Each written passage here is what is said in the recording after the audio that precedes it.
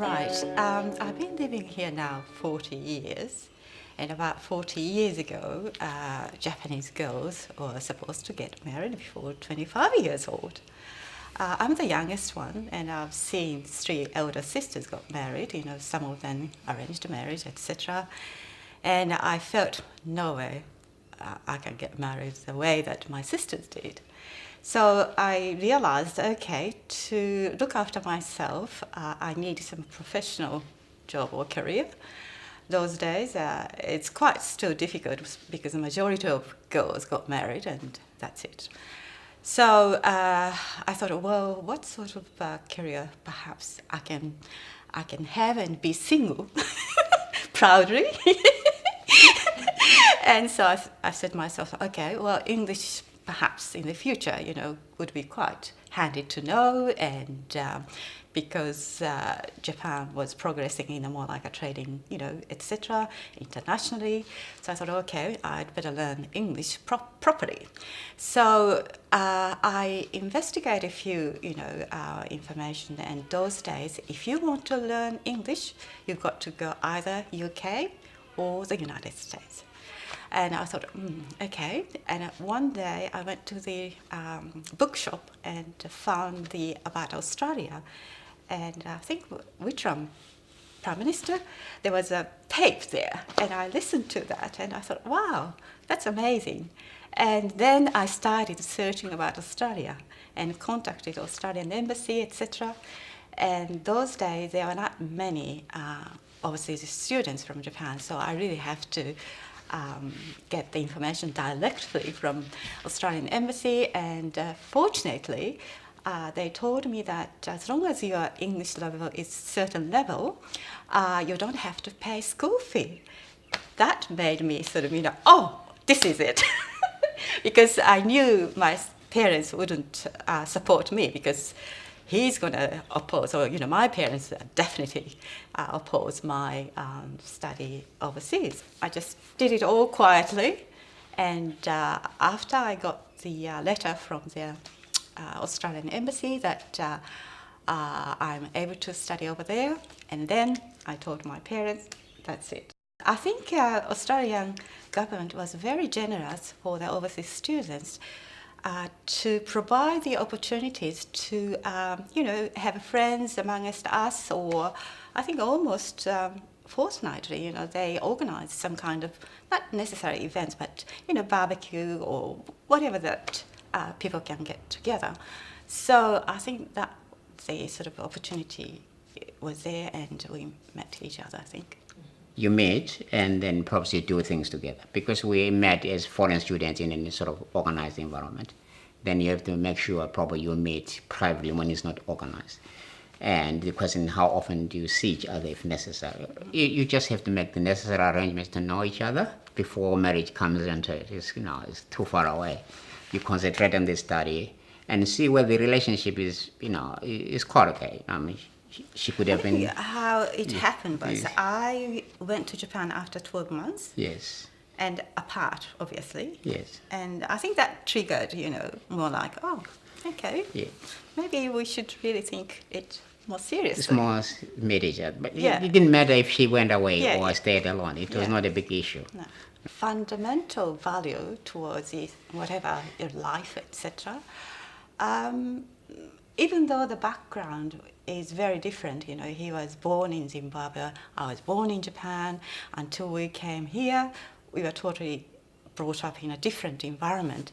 However, that I realized the fundamental value is not very much different, and that's perhaps, for example, respect older people, or, the women are a little bit stronger, even though on the surface, women not to be strong impression, but actual sort of strengths amongst the women is, I think, similar, African ladies and Japanese women, that sort of things. And also, other thing is community-minded, I think.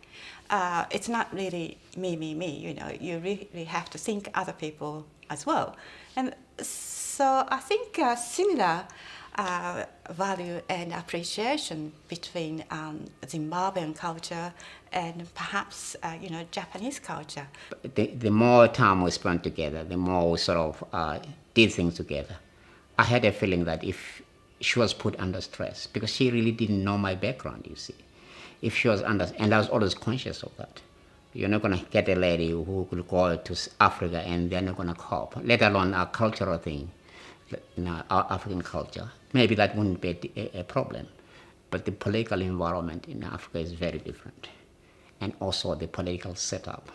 If she was faced with racism in Africa, would she cope? All those things come into your mind when you're meeting young ladies. And to me, the more we got to know each other, I felt put under stress, she would cope. Yes. Oh, okay. So far, coped? Well, what we did, see, we decided we were going to get married, but we're not, because we're students. Poor students. See, if we're going to get married, we have to put the entire process into place.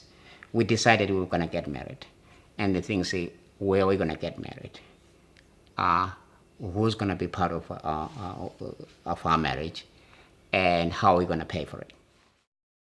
See, all the African students were here. I told them I was going to get married, and they're really excited about it. They said, well, because if you're going to get married, they never thought you get married to an Asian lady. And so I said, well, you guys, I'm going to get married, right? Say, Velaphi, are you really serious? Said, well, how can I tell you I'm going to get married when I'm not going to get married? They just seen her around and said, well, Velaphi is just playing with this girl. She's just going to go on our way back there. I said, no, guys, I'm getting married. I said, well, are you really serious? I said, well, I'm going to tell you the date when we're going to get married. And then all of us are students. They said, look here, we're never going to contribute any money, but tell us, we've got a stereo system, we'll contribute all the music you want for the wedding, and we'll set it up for you. We got married in 1980, and we didn't have the first child until 1982. Yeah. Particularly those days, mixed marriages are still not quite welcome for traditional Japanese people.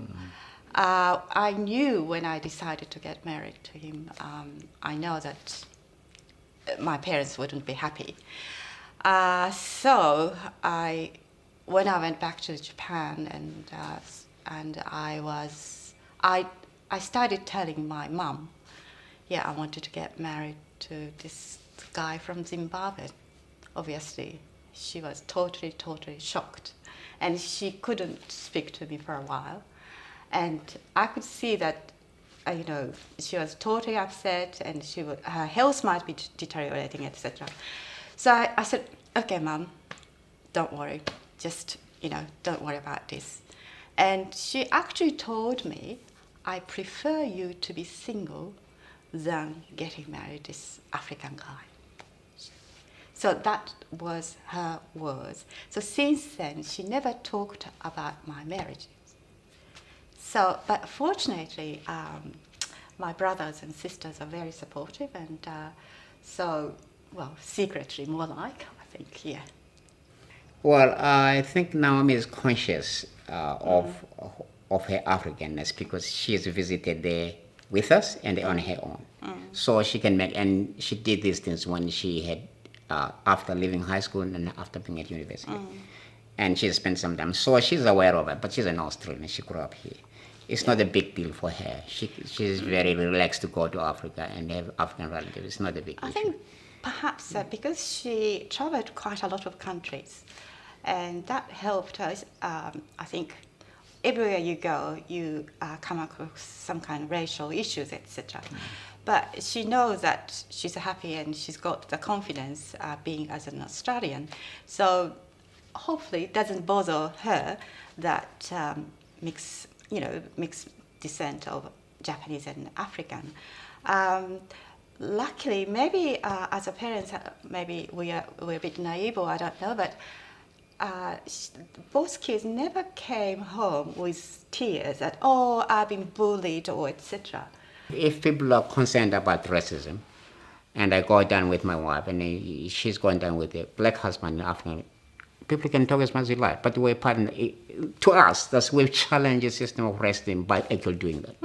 You see, our kids do the same. It's parenting, really. These days, people are complaining about, it's so difficult to bring up children, etc. But kids are observing parents every minute, every day. They can see the conflicts. They can see, they are lying, etc. As long as parents do the right things, that's just do the right But things. if they come here, they live in a mixed marriage family. To them, it's reality. It's not talking about what they see in the street. They're not going home, and who's home? Mom and dad, and they're different races, right? Mom and dad. Mom Yes, and dad, that's yes. it, full stop.